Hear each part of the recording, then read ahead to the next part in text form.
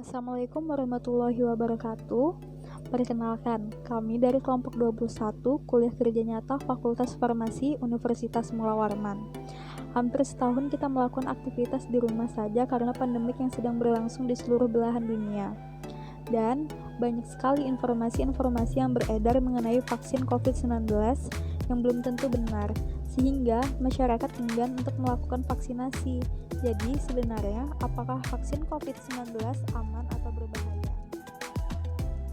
Apa itu vaksin?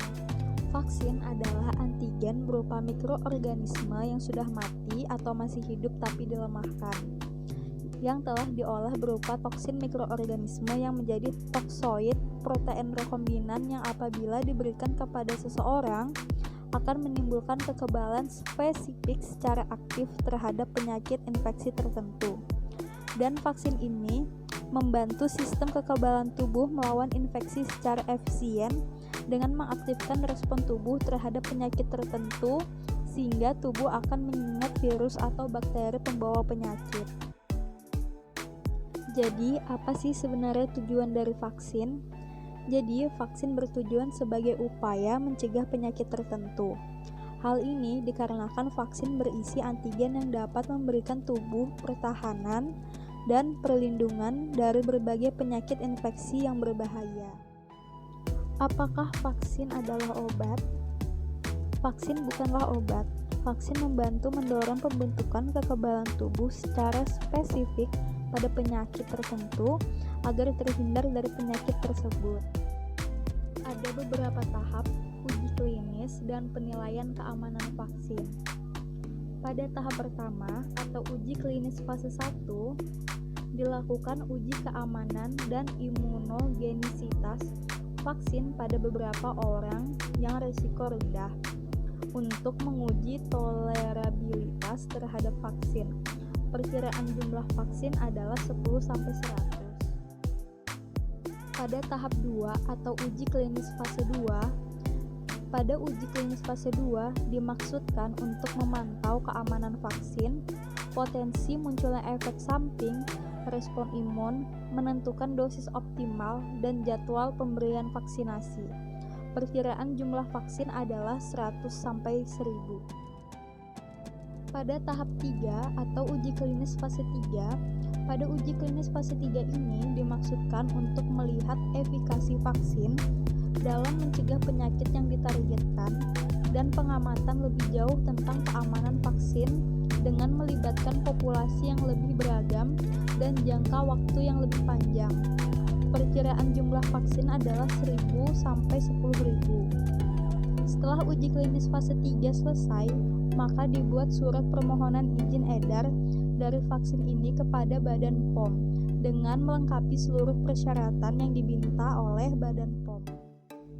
Faktor apa yang penting untuk vaksin berkualitas? Jadi, vaksin yang berkualitas harus memenuhi beberapa kriteria. Di antaranya adalah efikasi dan efektivitas. Apa itu efikasi? Efikasi adalah besarnya kemampuan vaksin mencegah penyakit dan menekan penularan pada individu di kondisi ideal dan terkontrol.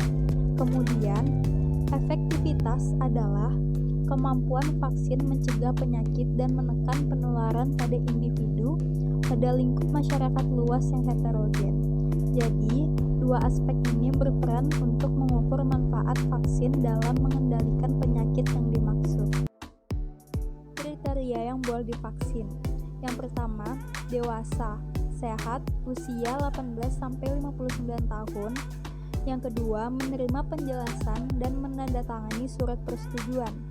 Yang ketiga, bersedia mengikuti aturan dan jadwal imunisasi. Kemudian, kriteria penyakit komorbid yang boleh divaksin yaitu rinitis alergi, urtikaria bukan karena COVID, dermatitis atopi, dan HIV. Kriteria yang tidak boleh divaksin, yang pertama, penyintas COVID, alergi terhadap vaksin, sedang sakit ringan atau sedang terutama infeksi bakteri atau demam, wanita hamil atau menyusui, riwayat pembekuan darah, penyakit kronis, penyakit sistem imun, dan riwayat penyakit epilepsi atau ayan atau gangguan saraf lainnya. Ada 5 strategi sehat di tengah pandemi COVID-19. Yang pertama, makan makanan sehat dan bergizi. Yang kedua, batasi konsumsi alkohol dan minuman manis. Yang ketiga, hindari merokok karena dapat meningkatkan risiko penyakit parah. Yang keempat, olahraga 30 menit untuk dewasa dan 1 jam untuk anak-anak. Yang kelima, jaga kesehatan mental. Sekian informasi tentang vaksin yang dapat kami sampaikan.